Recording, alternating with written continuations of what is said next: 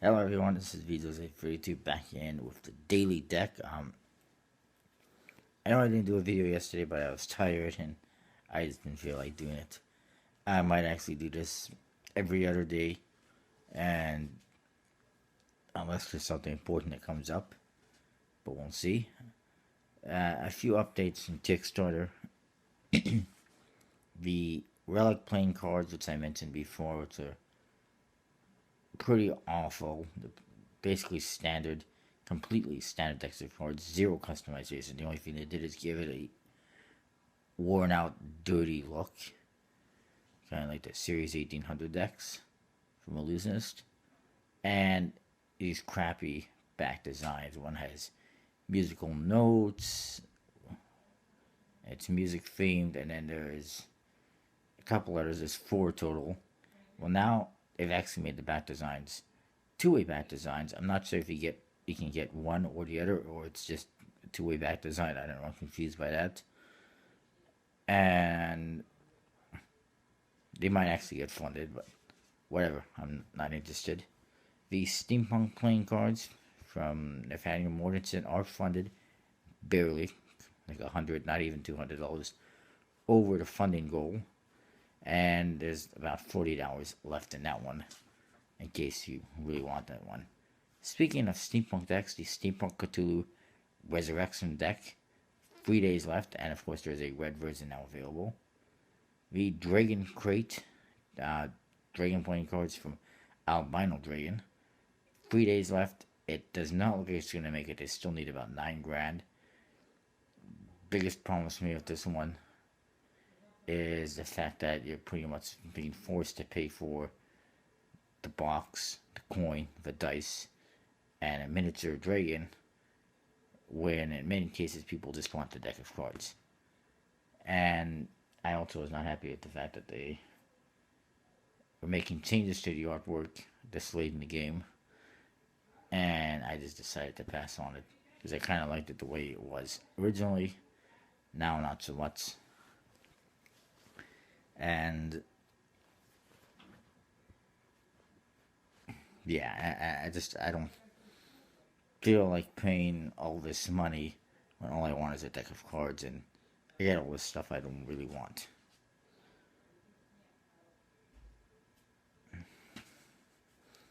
The bicycle plugged nickel playing cards, 3 days left, ain't gonna make it.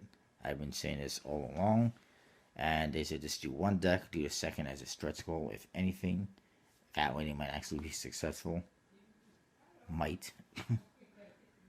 The politically incorrect marijuana playing cards, 37 hours, ain't gonna make it, not even close. The Undead Presence deck, that one failed. They may or may not relaunch it in the future, probably not, but who knows. There is a few new decks. First one is the red version of the Acer. I don't even know how you pronounce that name. Acer playing cards. It is a Viking themed deck. The blue deck is not anywhere near being fulfilled, and yet he's already launching a campaign for the red deck. Originally, the red deck was going to be a stretch goal. It didn't make it, and he's already going ahead and getting the red deck and the blue deck approved and getting into production, and he doesn't even know if the red deck is going to get funded.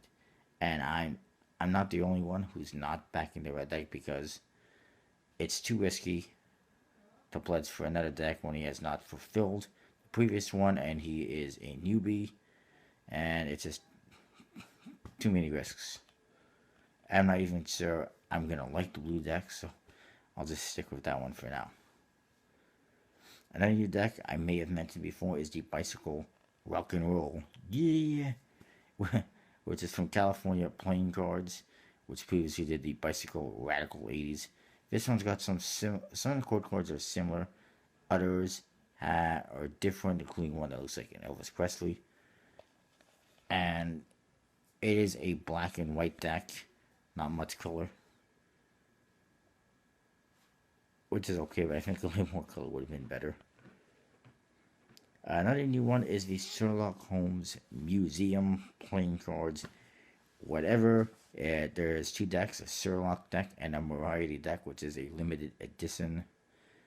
I'm not sure how limited. Each the deck basically has 54 different images, one on each card. There is no pictures showing what the bat design looks like, if anything. I have no idea. There is no pips on the cards, it's just images with small indexes, which make them pretty much useless as playing cards. They look more like a Magic the Gathering playing card than anything. There is no mention of who is printing them, what the stock or finish is. The goal is $6,000, which is either a little bit high or way too low, depending on who's doing it. And I have concerns about copyright issues. I know that Jackson Robinson, who's being copied again pretty much, just like the Federal 52s got copied. Now somebody is doing a Sherlock Holmes deck, which is copying again, except this is awful as well.